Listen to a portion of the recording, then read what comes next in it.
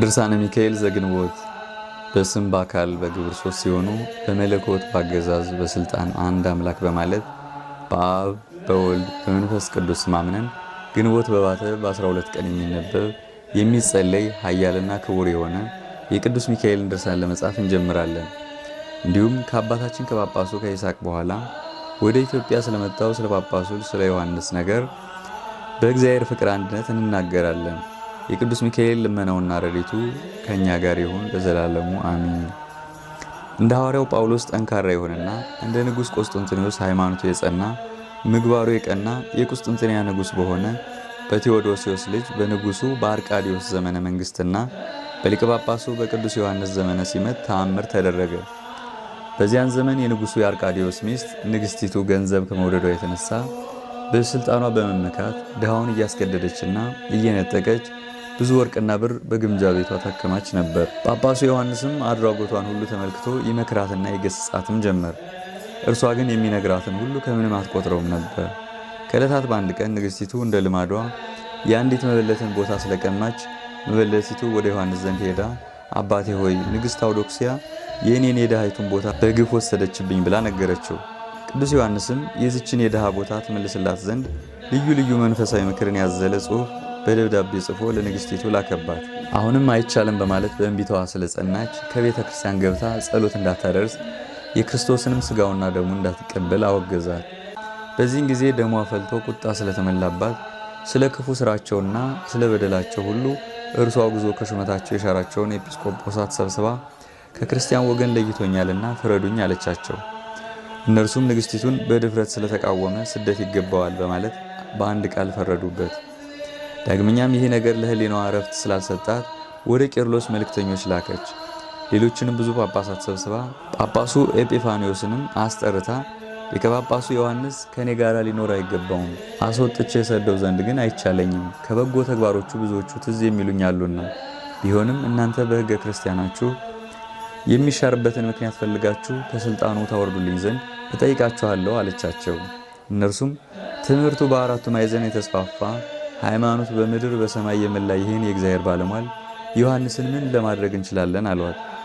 እርሷም በእርሱ ላይ ማድረግ የምትችሉትን ነገር ፈልጉ፣ እንዲሰደድ ወይም ከሀገር እንዲወጣ የማታደርጉ ከሆነ ግን ቀድሞ ሃይማኖታችሁን ምን እንደሆነ ስለምታውቁ አምልኮተ እግዚአብሔር የሚፈጸምባቸውን አብያተ ክርስቲያናት ዘግቼ አብያተ ጣዖታትን ከፍታለሁ አለቻቸው።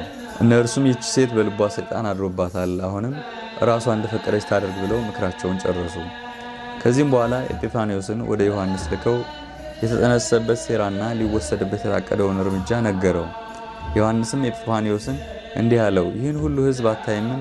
በመዓልትም በሌሊትም ከሚደርስብኝ ነገር ሁሉ ለመጠበቅ ከኔ አይለዩምና ስለዚህ እወጣ ዘንድ አልችልም። አሁንም እርስ በራሳቸው የዓይናችን ብርሃን የሆነ ስለ አባታችን ስለ ሊቀ ጳጳሱ ዮሐንስ ፍቅር የንግስቲቱን ቤተ መንግስት እናቃጥላለን፣ ካስፈለገን ከሚስቶቻችንና ከልጆቻችን ጋር እንሞታለን እንጂ ከቶ ከመካከላችን አናወጣውም፣ አሳልፈንም አንሰጠውም እያሉ የሚመጣውን ሁሉ ለመቋቋም ተዘጋጅተዋል አለው። አሁንም ነገ ቅድስት ሰንበተ ክርስቲያን ስለሆነች ህዝቡ ይሰባሰባሉና በዚያ የእግዚአብሔርን ቃል በምታስተምራቸው ወቅት ከልባቸው ጥርጣሬን እንዲያስወግዱ ከእነርሱ ጋር ደስተኞች መስለን እንታያለን። ከዚህም የተነሳ በመካከላቸው እርቅ ይወርዳል። እነርሱም በልቦናቸው አባታችን ከንግስቲቱ ጋር ታርቋል ብለው በሰላም ወደ የቤታቸው ይሄዳሉ። ንግሥት አውዶክሲያ ግን በሌሊት ፈረስ ታዘጋጅና ልቧ ወደ ወደደው አገር ትስደደኝ አለው። ኤጲፋንዮስም ከዮሐንስ ዘንድ ይህን ነገር ሰምቶ ወደ ጳጳሳቱ ተመልሶ ሄደ። ዮሐንስም በሌሊት ወደ ንግስቲቷ መጥቶ እግዚአብሔርን የሚያውቁ ለፀሐይ ለድንጋይና ለእንጨት የሚሰግዱ ወዳሉበት አክራጢያ ወደምትባል ሩቅ አገር ሰደደችው። ከዚያም በደረሰ ጊዜ የእግዚአብሔርን ወንጌለ መንግስት ስላስተማራቸው ክብር ምስጋና ለዘላለሙ ይግባውና በጌታችን በኢየሱስ ክርስቶስ ስም አመኑ። የመላእክት አለቃ በሆነ በቅዱስ ሚካኤል አማላጅነትና ልመና ይቅርታ አገኙ። በየቦታውም ብዙ አብያተ ክርስቲያናትን ሰሩ። ዮሐንስ አፈወርቅም ቤተ መቅደሳቸውን ባረከላቸው፣ ቀደሰላቸው። ጳጳሳትና ቀሳውስት ዲያቆናትንም ሁሉ ሸመላቸው። ከዚህም በኋላ በግንቦት 12 ቀን በዚያው በስደቱ ቦታ እንዳለ አረፈና አክራጢያ በምትባል ደሴት ተቀበረ። እርሱም የሕይወት አክሊል ተቀዳጅቶ ከጻድቃን ከሰማዕታት ጋር በመንግሥተ ሰማያት እስከ ዘላለሙ ድረስ እያለው ይኖራል። ልመናው ቸርነቱ ከሁላችን ጋር ይሁንና ይህ ሁሉ የሆነው በቅዱስ ሚካኤል ጸሎትና እርዳታ ነው። ይህን መጽሐፍ የሚያነበውን ሁሉ ከዚች ቤተክርስቲያን ልጆች ጋር በቀለመ ጽድቅ ሰማይ በሆነ አምደ ወርቅ ስሙ ይጻፍ።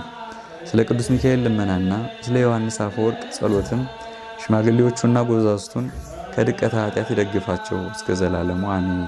ሰራዊተ ሰይጣናትን በሐፀ እሳት የሚነድፋቸው ብርሃንን የተጎናጸፈ ተፈጥሮ ከነበልባለ እሳት የሆነ የመላእክት ሁሉ አለቃ ቅዱስ ሚካኤል ያደረገው ተአምር ይህ ነው።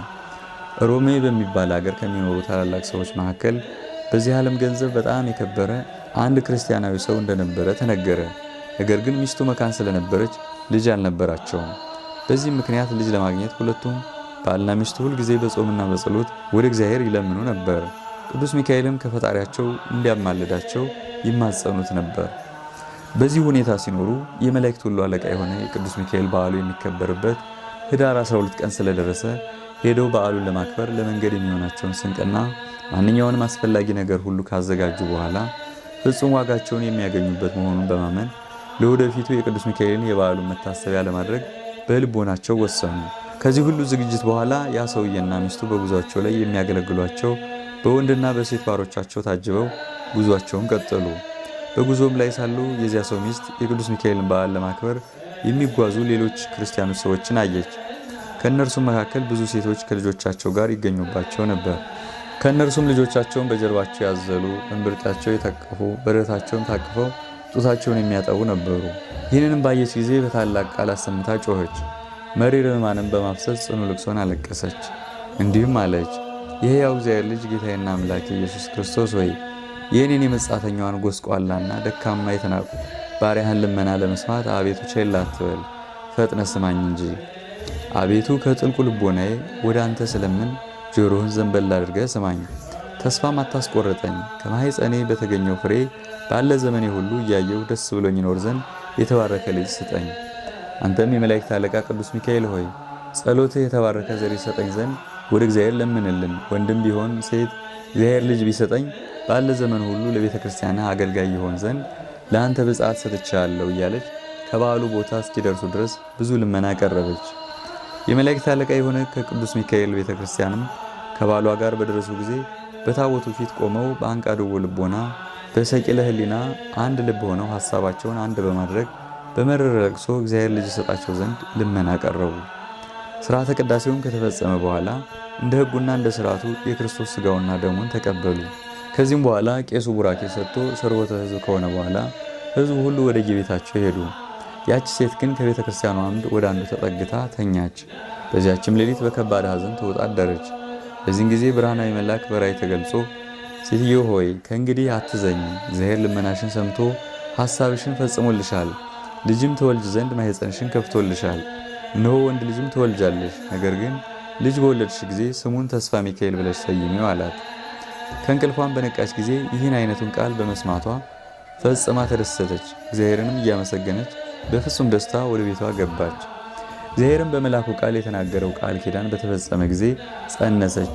መልኩ ሁለመናው መላ ሰውነቱ ያማረ ወንድ ልጅ ወለደችና ፍጹም ደስ አላቸው። ስሙንም ተስፋ ሚካኤል ብለው ሰየሙት። ይህም በመሆኑ ወላጆች ተድላ ደስታ አደረጉ። ለተራቡና ለተጠሙ ብዙ ምጽዋትን ሰጡ። ወንድ ልጅም በማግኘታቸው ስለ እግዚአብሔር ቸርነትና ስለ ቅዱስ ሚካኤል ክብር በሀገሩ ላሉ ታላላቅ ሰዎች የምሳ ግብዣ አደረጉ። ሆኖም ምኞታቸው ከተፈጸመና ሐሳባቸው ከተሟላላቸው በኋላ ለቅዱስ ሚካኤል ብፅዓት አድርገው የሰጡትን ልጅ እንደተናገሩት ሁሉ ወደ ቤተ ክርስቲያን አልወሰዱትም። ነገር ግን ያ ብላቴና ከተወለደ 1 ዓመት በሆነው ጊዜ በጭንቀት ታመመ። ባለመድኃኒቶችም ሊፈውሱት ባልቻሉ ጊዜ ያን ሕፃን የመላእክት አለቃ ለሆነ ለቅዱስ ሚካኤል ቤተ ክርስቲያን እናቱ ብፅዓት አድርጋ ሰጥታው እንደነበረ አስታወሰች። እንዲህም አለች፣ ልጄ በጽኑ ደዌ የተያዘበትን አወቅሁ። ስለቴን አክብሬ ልጁን ወደ ቤተ ክርስቲያን ባለመውሰዴ ዛሬ ትልቅ ኃጢአት ሰርቻለሁና። ከዚህም በኋላ በአስቸኳይ ልጁን ይዛ ወደ ቅዱስ ሚካኤል ቤተ ክርስቲያን ገሰገሰች። ከዚያም ወደ ውስጥ ገብታ በጻሕሉ ላይ ያለውን ማይ ረጨችው። በቀንዲሉ ላይ ያለውን ዘይትም እየቀባች የመላእክት አለቃ ቅዱስ ሚካኤል ሆይ ልጄን ከዚህ ጽኑ ደዌ ፈውሰው፣ ከዚህም ከባድ በሽታ ብታድነው እንደ ቀድሞ ብፅዓቴ እስከ ዕለተ ሞቱ ድረስ ለቤተ ክርስቲያንህ አገልጋይ ይሆን ዘንድ አደርጋለሁ እያለች ስትወድቅ ስትነሳ በዚያኑ ጊዜ በቅጽበት ልጇ ዳነላት። ከደዌውም ከዳነ በኋላ ያ ብላቴና አደገና የመላእክት አለቃ ለሆነ ለቅዱስ ሚካኤል ቤተ ክርስቲያን ባለ ዘመን ሁሉ በመልካም አገልግሎት ሲያገለግል ኖረ።